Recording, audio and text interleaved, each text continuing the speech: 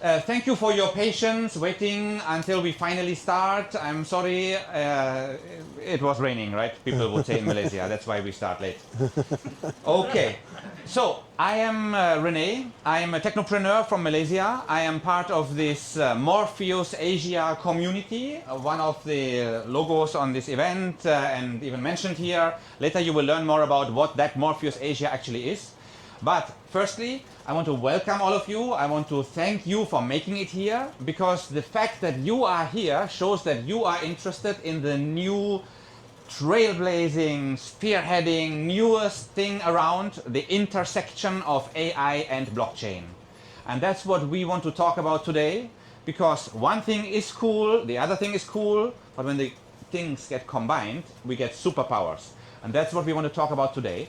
So thank you so much, APU, for allowing us to have this event here. We were thinking this big thing, where can we do this one? Oh, we go to the biggest AI club and biggest blockchain club at the most premier technology university in Malaysia. That's why we are here. And thank you so much even to Associate Professor Dr. Eksan for supporting to host this one here. I don't want to talk too much now about myself and whatever, where I come from, all these things.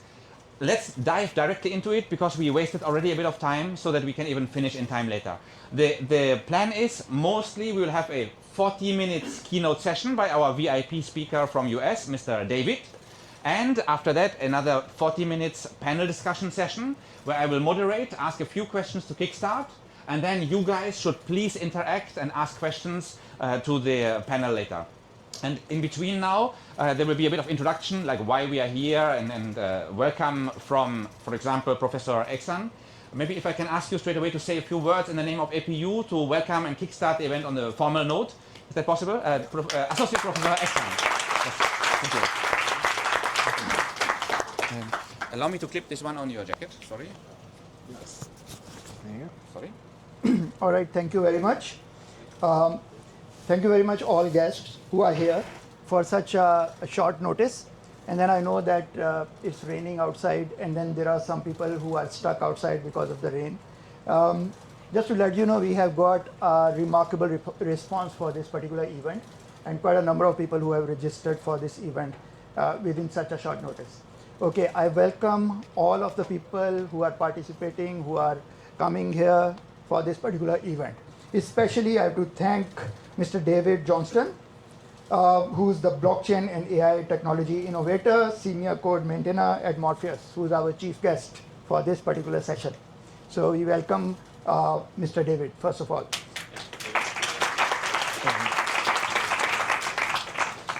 And then we have other people here. Of course, thanks, Rene. I have to thank you also for arranging the whole thing, putting all that effort. And then I think for the last 1 week, I know Rene was literally working day and night for this particular thing. While it's arrangement of this thing, making sure the people are there, registration is completed, everything is arranged. So Rene is with us. Thank you very much, Rene, for this particular thing. Then we have another partner, which is working as Rene is also working. In terms of, you can see the posters here, you can see all these things here. The man behind that is Mr. Eric Chan, who's also done a remarkable job. Yeah. I have to thank very much. Just to let you know, Rene and Eric were here last week as well to just make sure that the things are properly arranged, and then we have everything finalized. All right, then we have here Datu Nathan. Datu Nathan is also coming here for a short notice. Thank you very much, Datu Nathan, and we really thank you and grateful to you and for coming here and then being participative for this such a remarkable event. Yeah. Then we have here Mr. Olaf van Winden, who is AI Art and Music Curator. Also, a real thank you to him as well. And then you will be part of our discussion. Thank you very much. Also, I have to thank Mr. Ian Lim, Igloo Malaysia Council Lead. And also, thank you very much for coming here and being part of this event. Thank you. Right. On top of that, also the David's team, whoever is coming with the David, I would like to thank all of you guys here as well. Just a bit of information about our APU's support for the blockchain programs. I would like to discuss here before I hand over the mic to Rene again. In APU, we are actually offering here a degree on FinTech. This is basically a BSc Honors in IT with a specialism in FinTech. Under this degree, under this program, we are offering our blockchain module. Now, currently, we are actually looking at the ways how to make this module into a specialism, and then later on how to make this specialism into a full-fledged program. So we are on the pathway. And then just before that, just to let you guys know, we had a meeting, a very successful meeting, and then our Deputy Vice Chancellor was involved, our head of school was involved, our blockchain teaching team was involved. So these guys were actually discussing how we can get assistance from Morpheus and other people who are here and present to get APU's blockchain program more streamlined. To be honest, we are offering the blockchain module, which is quite comprehensive, but what we are offering, everything is offered under one module flagship. So either it's architecture of blockchain, it's decentralized apps, it's programming, we talk about solidity, we talk about security and privacy concerns, we talk about different proof of work, proof of concept, all these things inclined to one module. But what we are looking here now, we are actually want to make it a launching pad where we can actually come up with each separate core module and then offer it under a specialism so that we can offer it BSc Honors in IT with a specialism in blockchain. So this is where we are heading to, or at least with a specialism in Web3, right? So we have a plan to offer this thing. We could be the first university in Malaysia to offer this thing.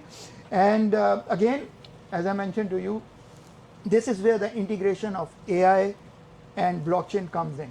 We have probably one of the largest number of AI students in Malaysia. In terms of our IT school setup, the computing and IT school setup, we are the biggest school in Malaysia, right? So we want to channelize these students' direction into blockchain as well.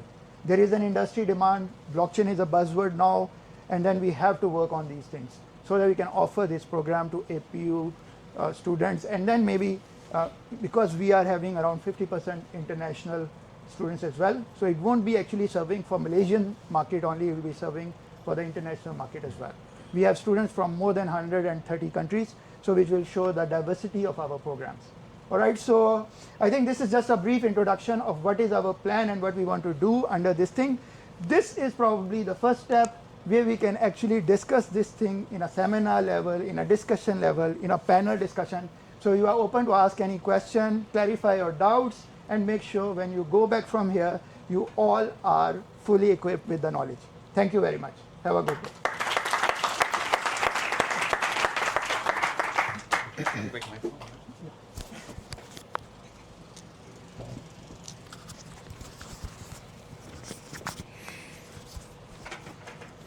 Okay, just to open up, yes, it's like the why we are here. And I like to walk while I'm talking, so please bear with me. Sorry, cameraman. So my friend Jeff McDonald from US asked the Grok or ChatGPT, actually he asked both of them a few days ago, tell me all you know about me, and by the way, analyze my persona and profile, and what do you think about my psychological disorders and whatever you think, tell me all you know about me. And he shared this output with me to kickstart the discussion about this data ownership and data privacy. And the output was really scary, telling actually, okay, I know your girlfriend's name is this one. You have a niece, this one name with that kind of medical condition, and you yourself are on these kind of drugs, and you are investing into these kind of things, now interested into putting that and this offshore investment, and so knows everything. Because we ask these agents, we ask these AI systems things about our lives, and the data is being processed outside by corporates which own the data then, right? So just telling you, this is an interesting thing to keep in mind, that profiles about us are being built.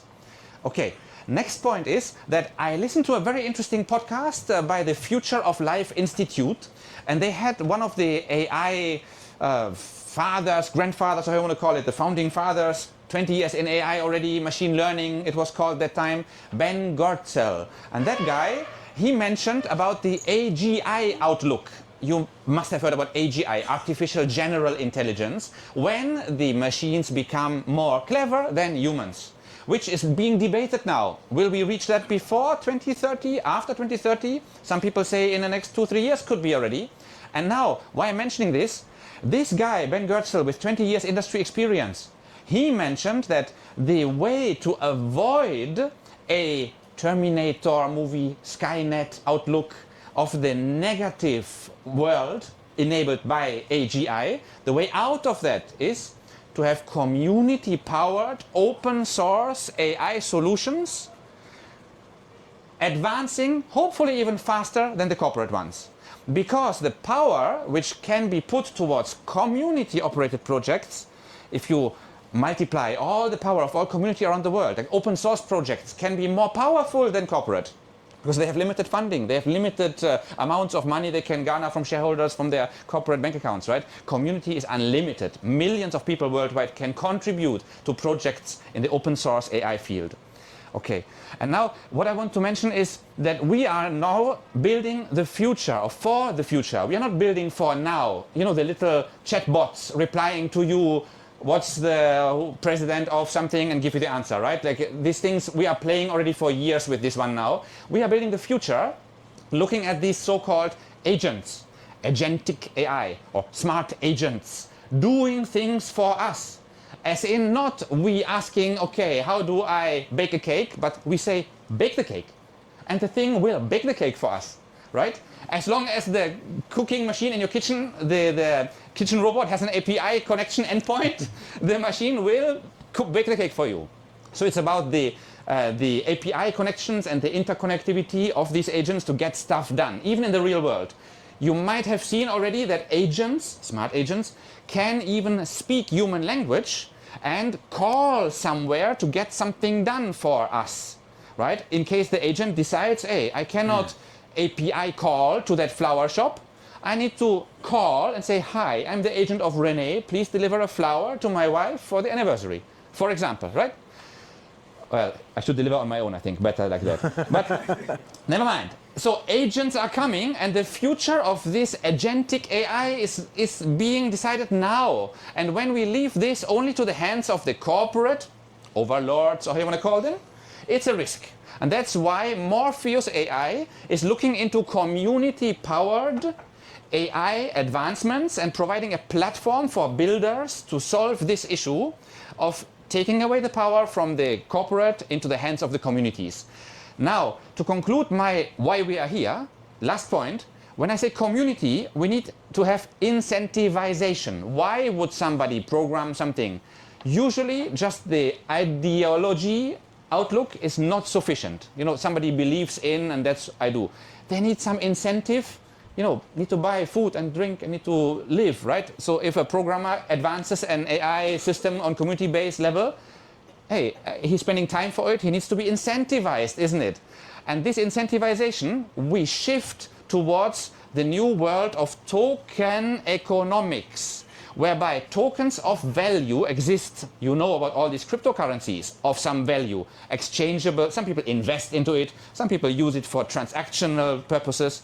So when we incentivize with tokens, we can build a tokenomics system around paying people who need to be paid for their contributions and making the people who use these systems pay, in some sense, using these tokens or tokenomics models.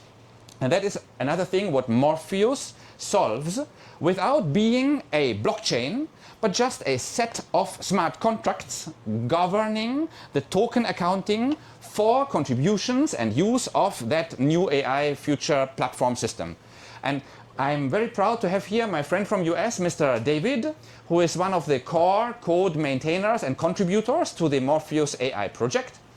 Actually, David asked me, don't call it Morpheus AI, call it just Morpheus. Maybe you can say why you said so. We are mostly looking at AI, isn't it?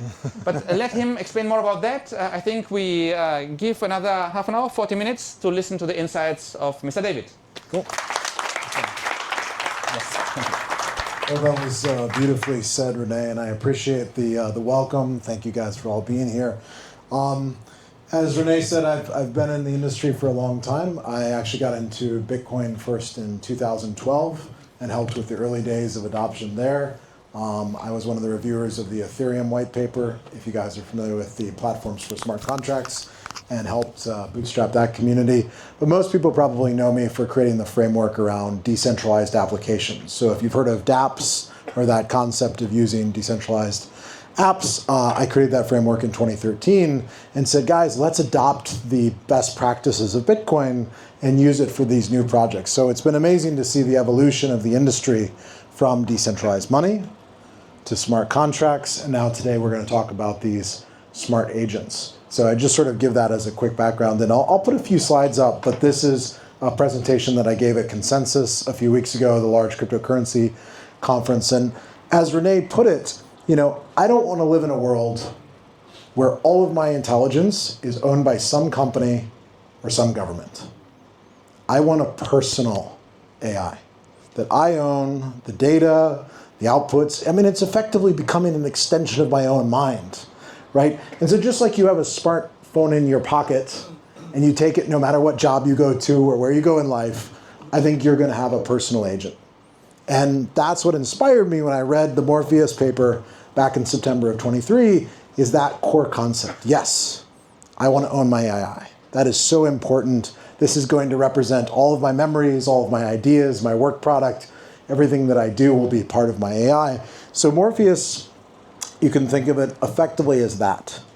My personal AI that is uncensored, that's unlimited, forever, right? And that's what we're gaining by connecting these AI tools into the blockchain tools. We're gaining personalization because I can connect my blockchain wallet with my AI. So as long as I have my private keys, I can control and take my AI everywhere I go. Because the models are open source, they're uncensored. No one can decide what information I get access to. I can have access to all the information.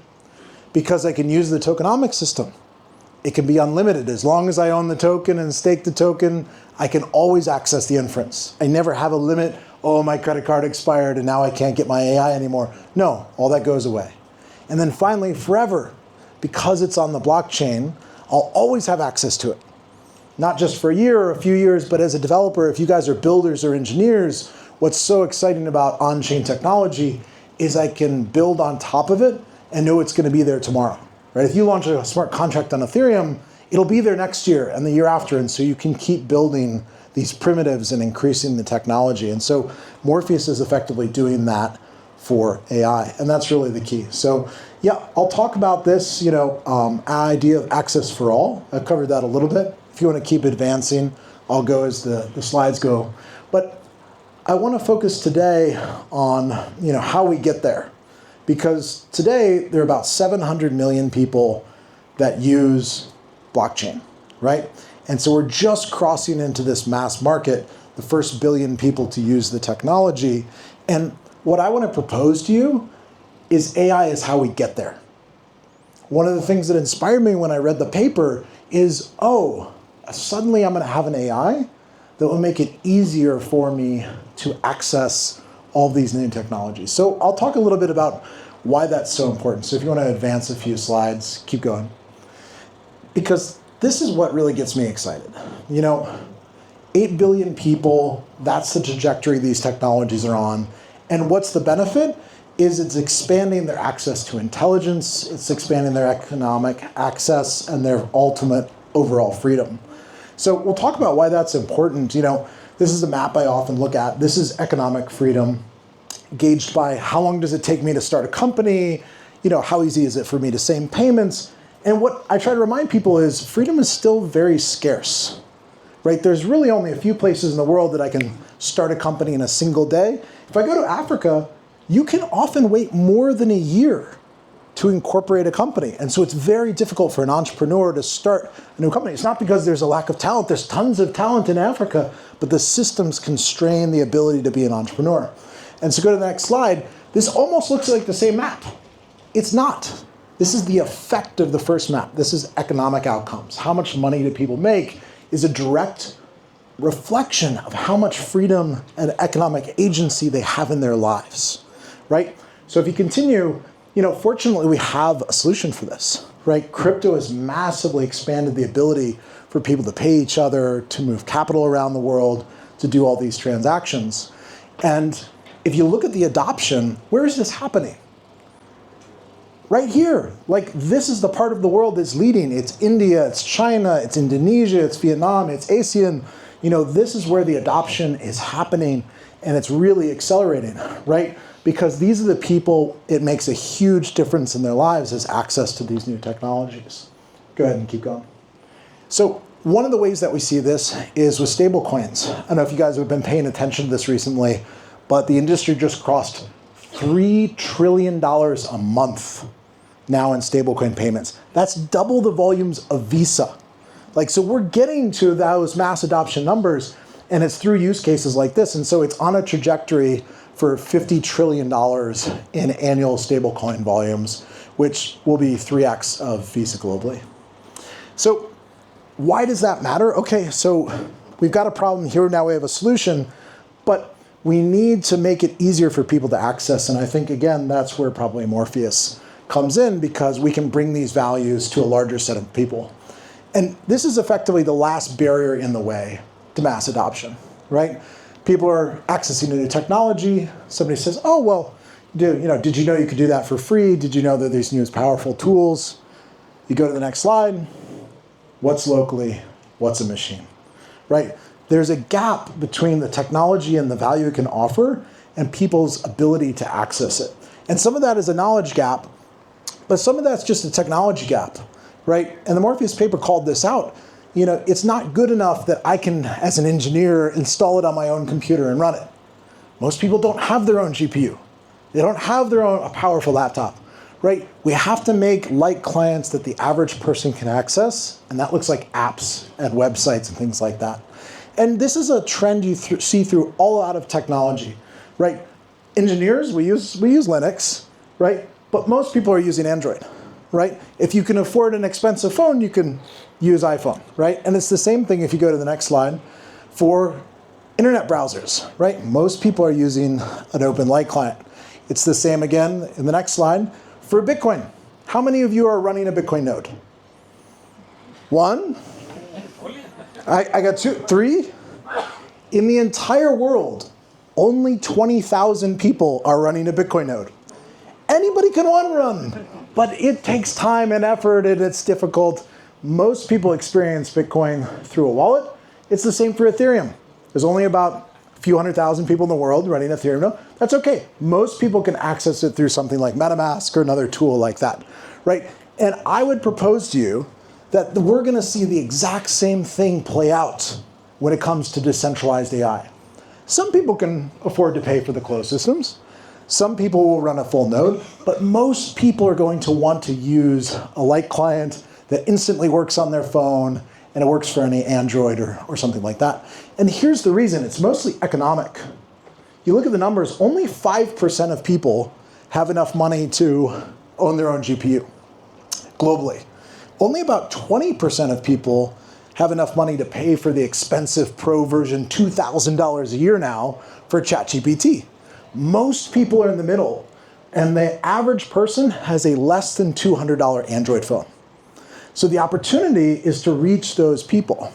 So that's where I think this is headed. Yes, you can run your own node. That's wonderful. Some people can pay for the expensive closed versions, but most people need to be able to access this from an Android and sort of have unlimited access, and that's where we're focused. So I want to talk more practically, because there's a lot of engineers in the room, about some of the tools and how you can build on this.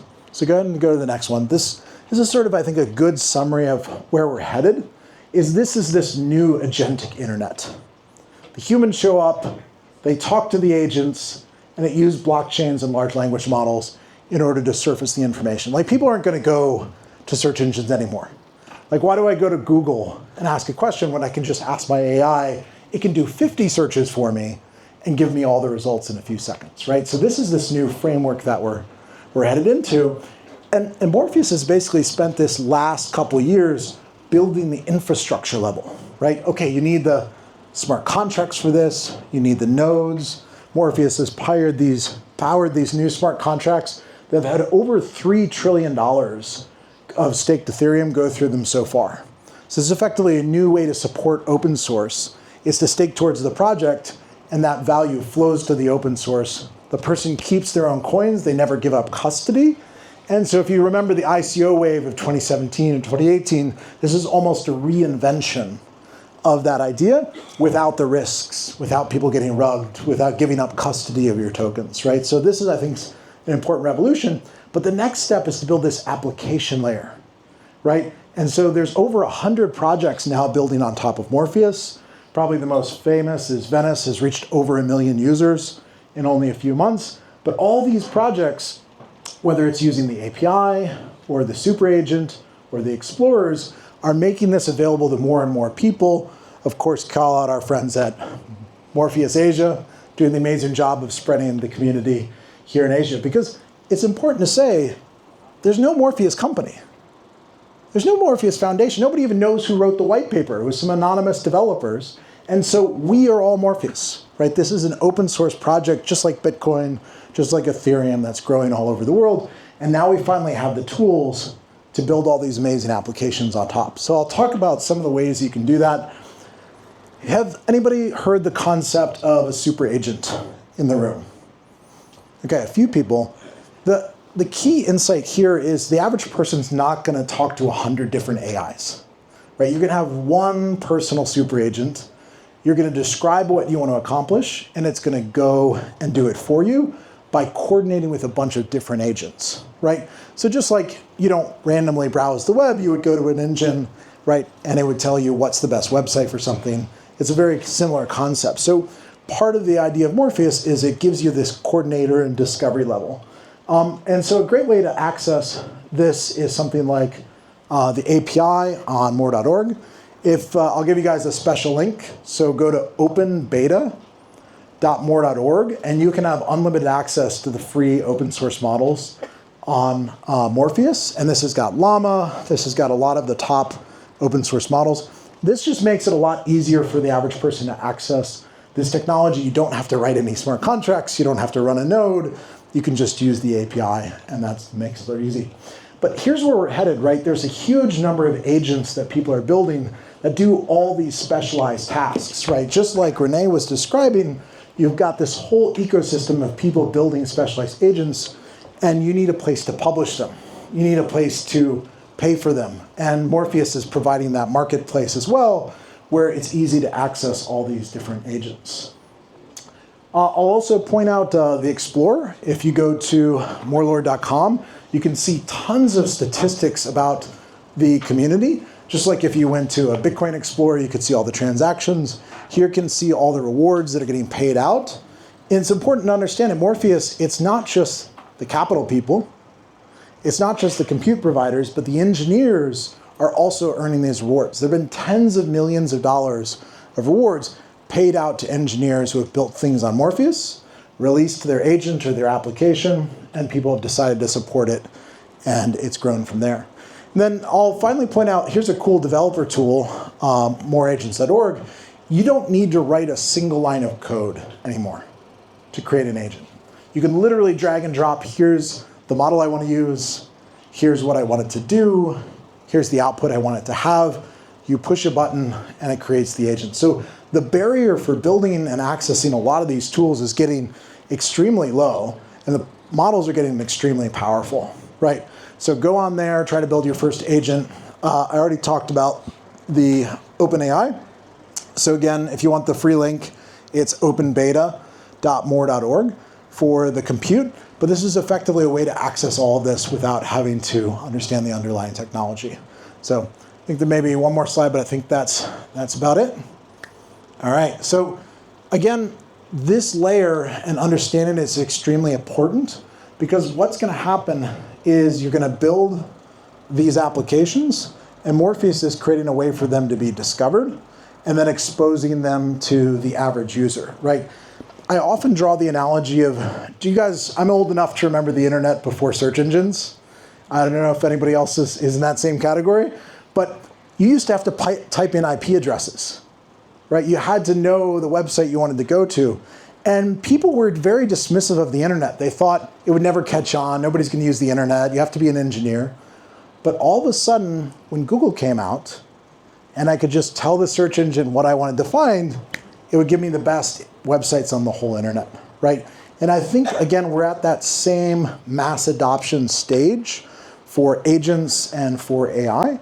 And that's really exciting to me, because then we can finally bring crypto and all these benefits to the average person. So, I want to finally, the last couple of slides, bring home why this is so important. I don't know if you guys saw this report from a few months ago, but this is really interesting statistics. This is how long a task an agent can do reliably. So a quick search only takes a few seconds. Okay, a few years ago it could do that. And then last year, it could do some research for me, right? Maybe write a report and do some analysis. Now the agents are running reliably for over an hour. And it can build me a website. It can build me an app. And it's only getting more powerful. So if you look at the next slide, this is effectively a new version of, or if you guys are familiar with Moore's Law and the acceleration of technology, that's where we're headed with agents. Right now it's doubling every 7 months. So if we could do a task that was 1 hour, 7 months later it's doing a task that's 2 hours, we're going to get to the point where you just give your agent instructions in the morning, and it's going to work an equivalent of an entire human day, and then come back 30 minutes later with the report or the app or whatever you want it to build and say, what do you want me to do next, right? And that's really exciting. And this is probably the best example of what that looks like in the real world. Who's writing code? Any engineers in the room? Okay. 2 years ago, AI wrote 0% of the world's code. Right now, it's 90% of all code is written by AI. By the end of this year, 99% of all code will be written by AI. People are not going to be manually writing code anymore. So you need to adjust to this new world, and you want a version of this where you own the outputs and you're benefiting from this trend, so that it's not you're being displaced by the technology, it's actually making you more powerful, right?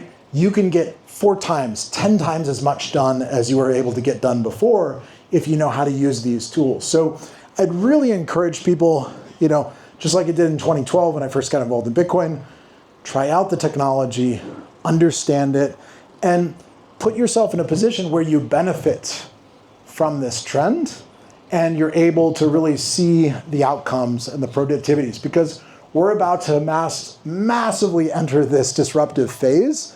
And you want to be the person that's bringing this to your family, to your friends. You're using this technology to benefit people, and that productivity can flow to individuals. But if you're using the old corporate tools, most of the value is going to flow to them, right? Just like it did in Web 2, your data was very valuable. People didn't know their data was very valuable, and they ended up making trillions of dollars basically farming for free people's data. We're about to see that, but it'll literally be an extension of your mind, right? So I propose this is even more important than the internet, because it's sort of this final stage of how we really create value in the world. And humans are still going to be hugely important, but it ought to be based on a system where it's the individual that is involved in making the decisions, and not some large companies and governments. So that's why I'm so passionate about what Morpheus is doing. I'm glad to be here. And I think we have some time. Maybe we can open it up for questions and go from there. But thank you guys for having me.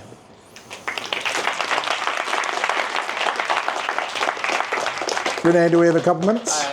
Yeah, we could do questions directly regarding this talk or regarding David first now. After that will be a panel session, yes? Sounds great. Great. Looks like we have a question in the back. Taco. How does anyone contribute to Morpheus? So if you're an engineer, there are actually rewards in Morpheus for people building agents on top of the system.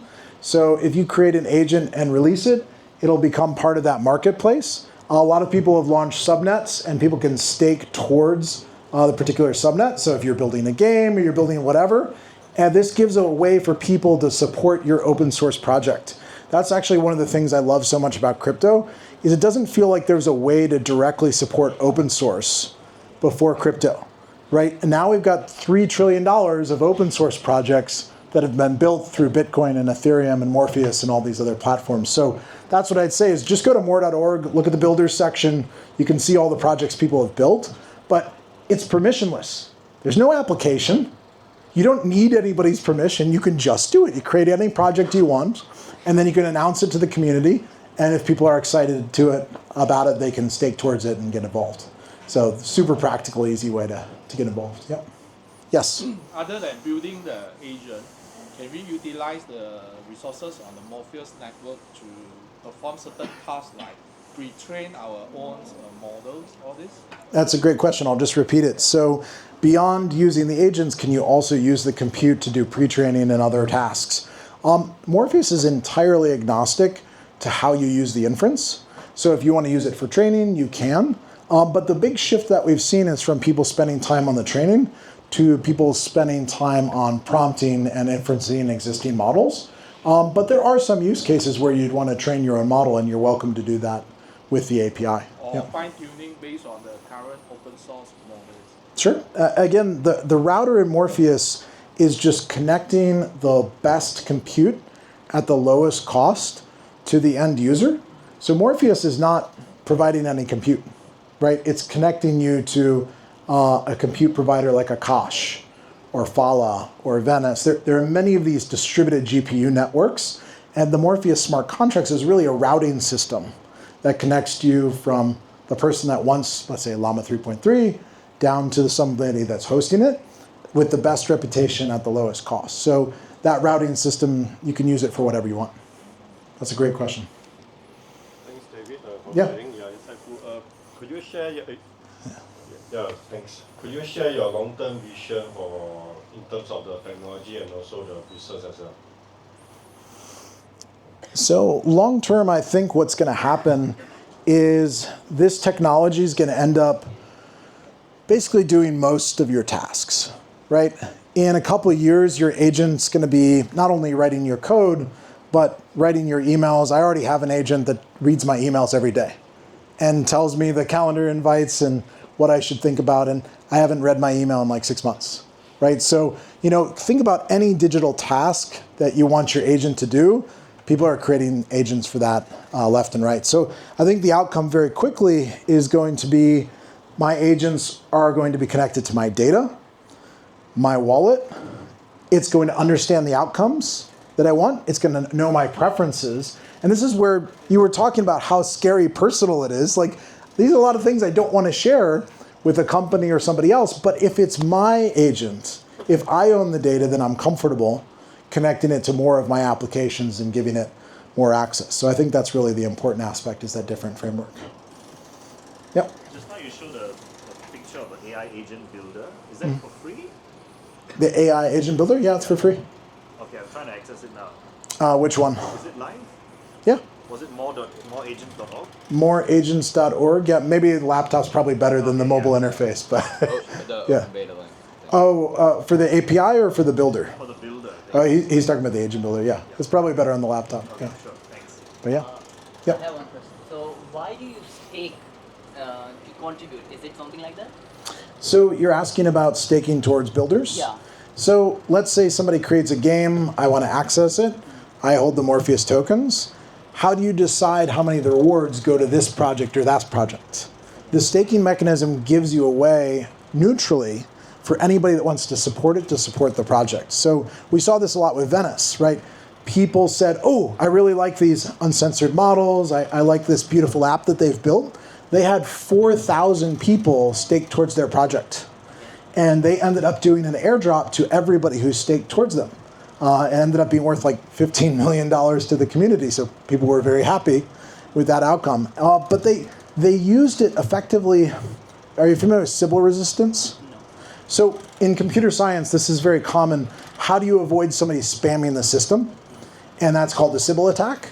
To prevent a Sybil attack, you need some cost for people to sign up. Otherwise, they'll sign up with 1 million accounts and pretend to be 1 million people, right? That's a bot, that's a Sybil attack, right? So you can think of Morpheus and the builders as a way to build an application and find the real users. And you know they're real users because they're putting value at stake. But that's a really good question. That's the only reason to avoid bots. To avoid bots, to avoid Sybil attacks, to direct fairly the emissions of the protocol. Because remember, the protocol is rewarding developers. 24% of all the tokens go to the builders.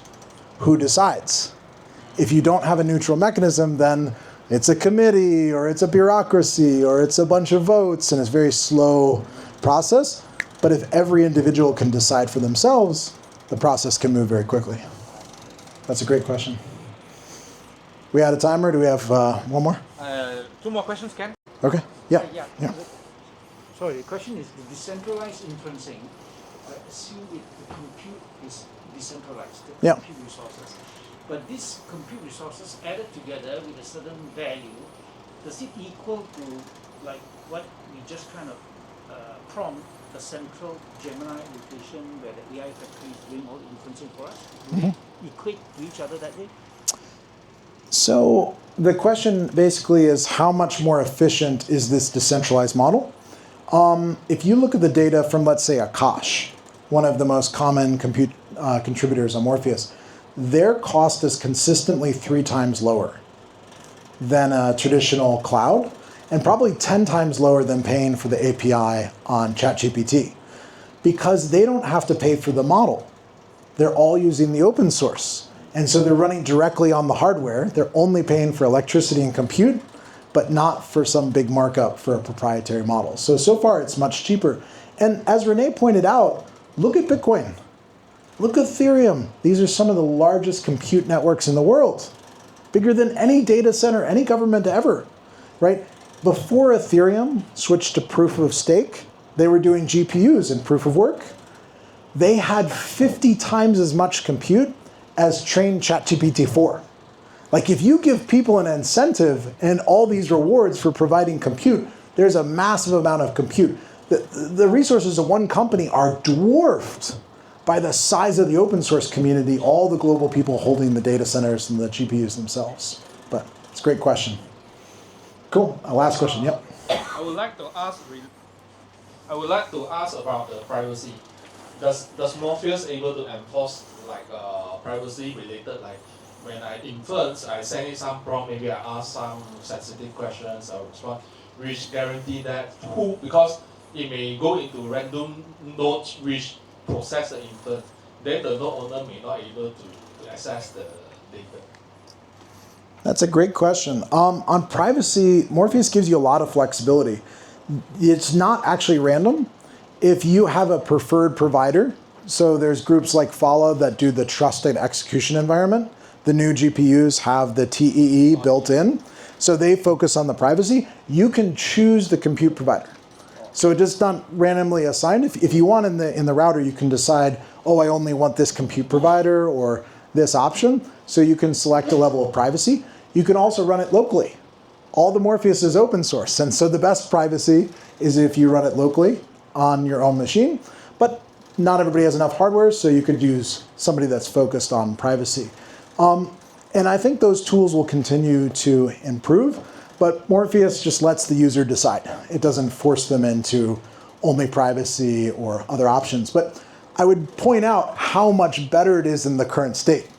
OpenAI is literally monetizing your data. Yeah. They tell you they're giving you advertisements, they're selling your information, and they're training the next model. So anything is an improvement over the current set. But great questions. Thank you guys for the interactive session. We'll go from there.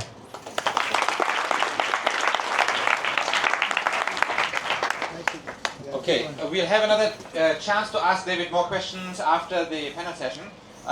Let us not waste any time because we started a bit late, so we can even finish in time. I would like to move straight away to set up the panel here. Hussein, next slide for the panel session, please. So all these people on the picture, actually including David, sorry you don't get to rest much. Yeah? Sit back in the front, please, and prepare yourself to be grilled by me and then by the audience. Okay, so if I can, maybe you, I don't know, should I call out everybody? Yeah, okay. Sure. Dato, Nathan, sit down please, yes, okay. Then Eric, yes, come, Eric, come. David, come. Others. Here, and follow. Thank you. Yes, yeah, okay. So, yes, you sit here, okay. Sorry. Oh, thank you. Sure. So I'm gonna sit here, so I will show my back to people. I will be somewhat the moderator of the session. And I don't want to introduce our friends here, but let them introduce themselves. And after that, I will ask some questions about the relation of their projects with AI and blockchain, and take it from there. So I will pass the mic around first to do a short introduction. Just go from here. Yes, I can start from you, Ian. Okay. Hi everyone, so I'm Ian, I'm from Pudgy Malaysia, I'm Pudgy Malaysia lead. Pudgy Malaysia is the strongest and warmest community in all Pudgy globally. So what is Pudgy Penguins, right? So Pudgy Penguin is one of the Web3 born brand that fosters community, freedom and creativity. We are one of the most recognizable Web3 IPs with over 100 billion views in all social media. Right? Over 400 million views every single day and 10 million toys sold. So, yeah, so when you think about building Pudgy Penguins, think about building Disney in Web3. Disney have Mickey Mouse, and we have our blue penguin called Pengu, okay? And it's a cultural icon that brings everyone together. So yeah, I think that's Hi everyone, my name is Nathan Mahaligam. Thank you for having me here today. For most part of my life, I've been in mergers and acquisitions, worked in many corporate environments, sort of worked on many deals, not on the banking side, but on the corporate side. And at the age of 45, I decided to take a bold step and become an entrepreneur. So I have been always very attracted to businesses which have a social impact.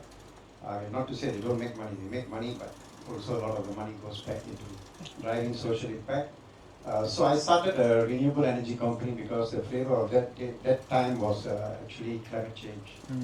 So I listed that company on the ASX, and 5 years later I listed it on the NASDAQ. It was dual listed. In 2017, I exited that business, set up a family office, and since then I've been investing in fintech, education, and sports. So today we own a sort of a quasi-digital bank. We have a stake in a university college, and we have sports facilities which we hire out, mainly in football. Now we're moving into pickleball sort of thing. But the reason why I got into education is again because of the social impact that education can play.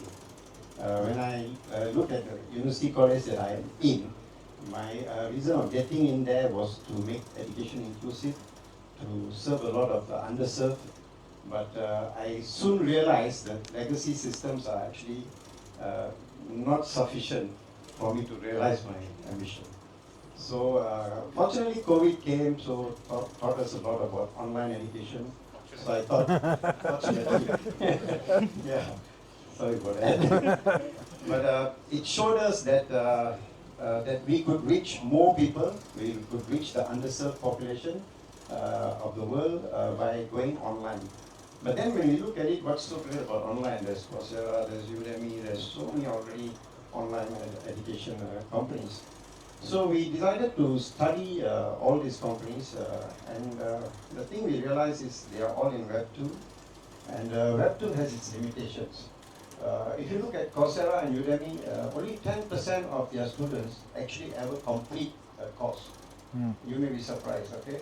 But that's responsible for more than 1.2 billion US dollars a year. So can you imagine if you just increase that percentage of completion to 30%, how much it could be? So why are people not completing the course? Because there's no motivation. I'm not jumping out of bed to go into an online platform to study, you know. So we look at the blockchain. We said, okay, tokenization could be a way to incentivize them. Yep. So when they finish their courses, we give them tokens. They could use the tokens to sort of use for future courses, use the tokens for getting premium features, or even go into our arcade and play a game. So that's one reason. Also, Coursera, Udemy, yeah, they give you qualifications, but they are not accredited. So, and our qualifications are also not verifiable. So blockchain qualifications are immutable, they are tamper-proof, And also, we want to give most of our courses in an accredited form. So that's where we are actually aiming at. But we were reluctant to actually press the button to move into this sort of Web3 kind of education platform until AI came along. So AI is basically the fillip which really said, hey, this is the time for us to push the button. Because AI can do so much for education and to bring it to so many people. Just look at natural language processing. Only 20% of the world's population speak English. Okay, so you're reaching about 1.2, 1.5 billion of the people, most of these current platforms. But with just 15 more languages, I can reach 80% of the world's population. I could reach population in Africa, in Latin America, in the global south, where people don't have access to education because of language and because of affordability. So this is the reason why we are actually, we started a company called Learn 360, and today actually at maybe in 1.5 hours time, our ICO goes live, and we are raising money to actually roll out this program. So it's a very timely day today actually for me. And Learn 360, if you ask me, if Coursera, Duolingo, and crypto had a baby, that would be Learn 360. So that's basically what we're trying to do. We're trying to incorporate a lot of AI. And I'm glad today to meet David because I actually want to find out how we can work together. Thank you very much. All right. Given I just talked, I'll probably skip, other than on the personal side. I live in Austin, Texas. I'm also a space nerd. So you want to talk open source or smart agents or space? Talk afterwards. Yeah, okay. I'm Eric. First of all, I would like to thank everyone coming here. Actually, I'm more on the community support for the Morpheus. So actually, previously as we've been organizing events of like a walk, like 5,000 people, but I always got the dream that we'd like to have like a seminar type that have a crowd of maybe more than 100. But today my dream is really make it happen. It's like we suddenly see that the registration is a lot that we are targeting at 80, but end up we have 140. But just now when we start that time, it's still empty, but I can see now it's full. This is something that which is I think very very good, that it's a success that I'm able to bring out all together. For sure that for this side, actually as a Morpheus contributor, I also like to thank that Dr. Ishan, that which is able to let us to host this meaningful event here. And also all my guests that I have invited, like Mr. Ian for Pudgy Penguins and Dadunadan from Learn 360. And for sure, this is David, which is he take the 24-hour flight, come because of this event. So this is my honor that, and also come here is we have a very the master of the AI art curator here, which is this is also about related on our AI project as well. Why? Because we will try to say, you can see this event is called SUPER DeAI. SUPER DeAI is not something that we don't say about AI, because DAI, decentralized AI. So I believe that just now David has explained what is called decentralized and the difference of the centralized. So I think this is very good. But from here itself, we will understand that as a builder, the title is called builder and maker. Builder, which is like means that people who code it and contribute the code and to build something, build application on top of that. But in fact, actually, like Morpheus actually have one of the program is called subnet. So the people who build it up, so they will be under the subnet program. Then the subnet program, actually they will come out with the application to let the end user or anyone to participate to bigger crowd or that. So that's why from here, me and Renee, we just go to tour. I think we have since last year, we have explored a lot of places, a lot of cities from the South Asia, even though Singapore, Thailand, Vietnam, Hong Kong, or even though in China, we are keep pushing out to say, builder, please come on board to the subnet and build something. And now we found some very good project that which is called Clubhouse. Clubhouse actually is an NFT project that which is they are able to create so-called you will use that the utilization of AI power to create the AI creative graphic Then from the graphic itself, you can directly convert into the ERC520 token and launch it. It's a launchpad of that. So which is mean today you can create the NFT. You are not, even though you are not an artist that can draw, but you just need to have a very creative, use your creative mind, turn into a maker. That's why this is a part of maker that come to this part. So besides that, from here itself, this is a maker idea that we come up, end up. I met Mr. Olof.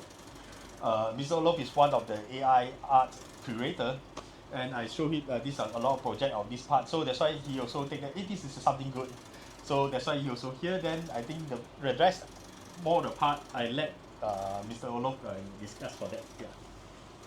Thank you, Eric.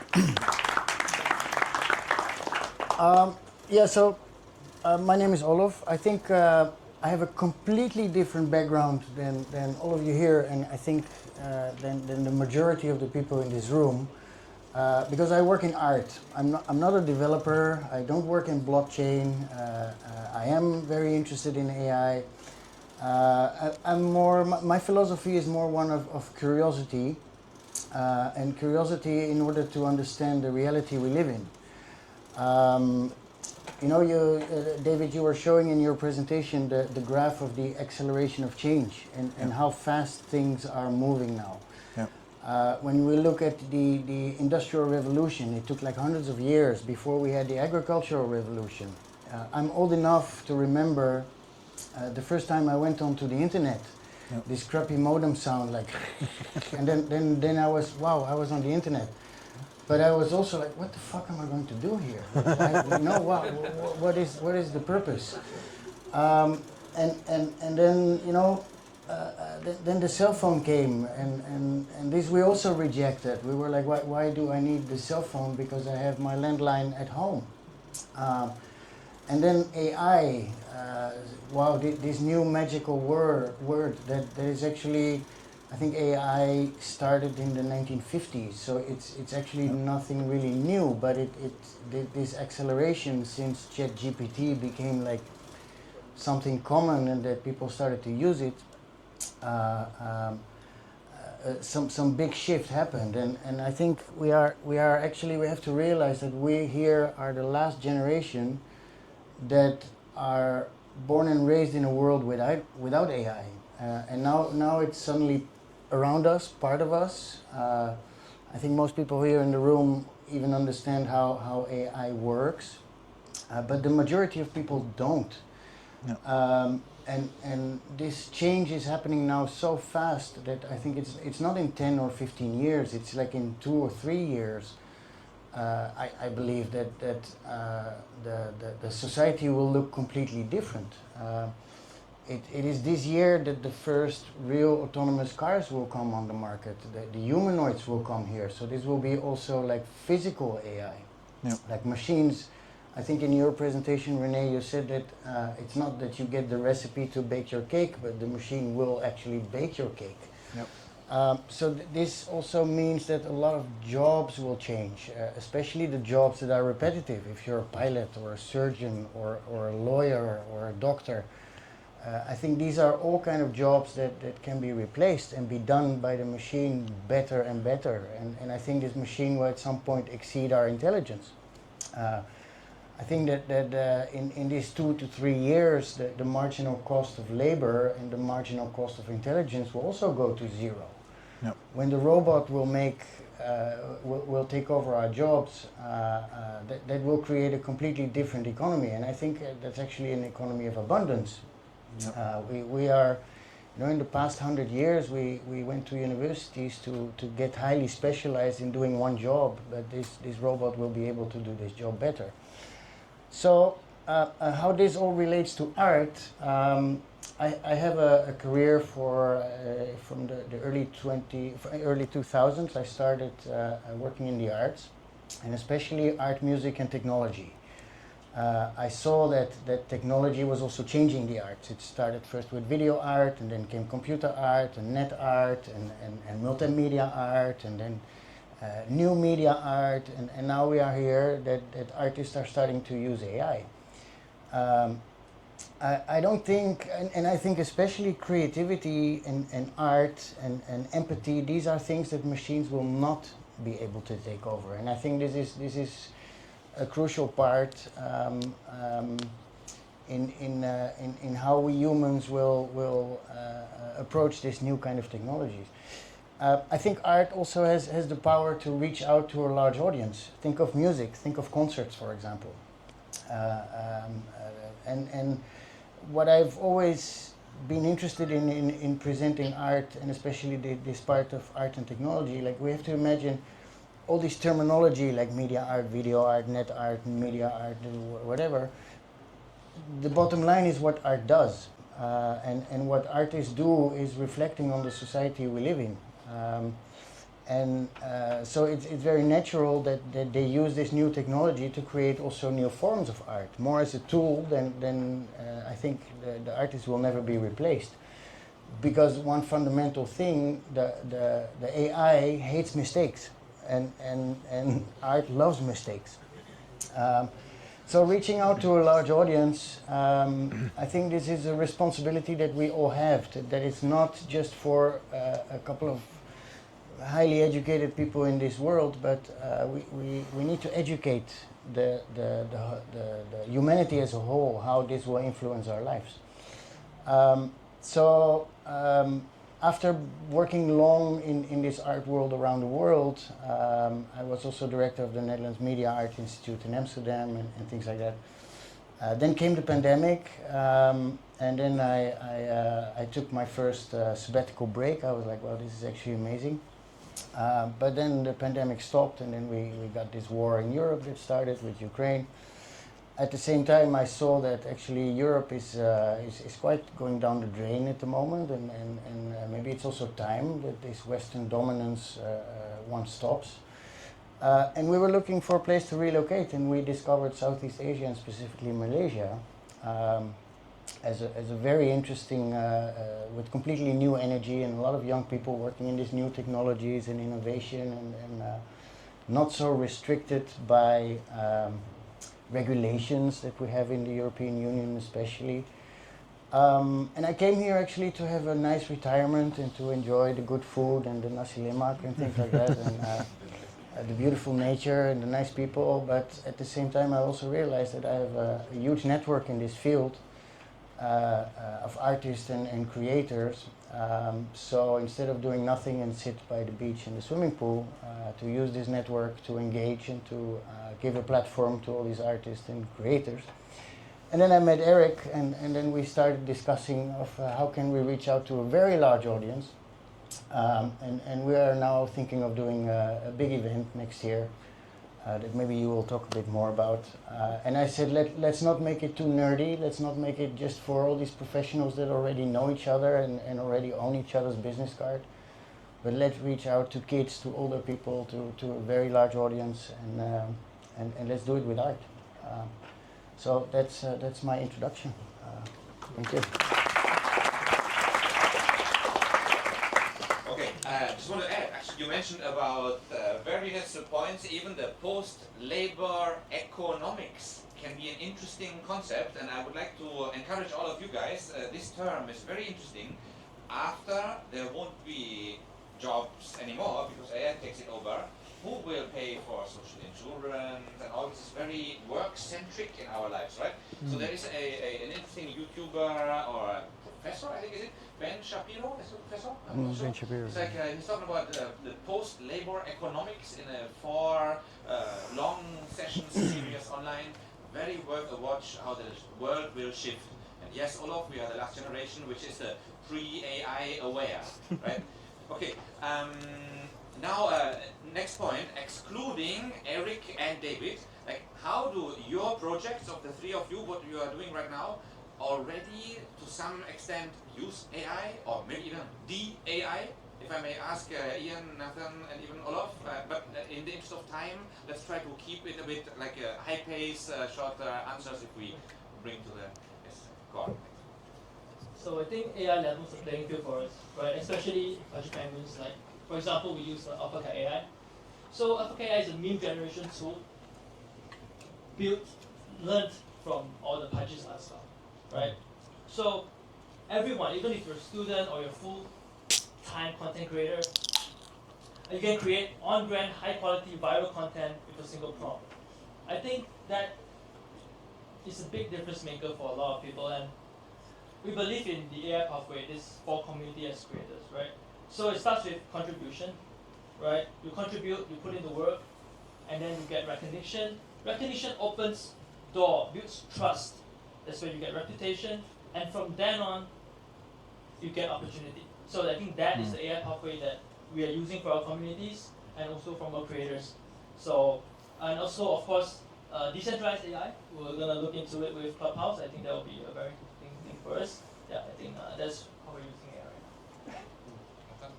So initially we will use AI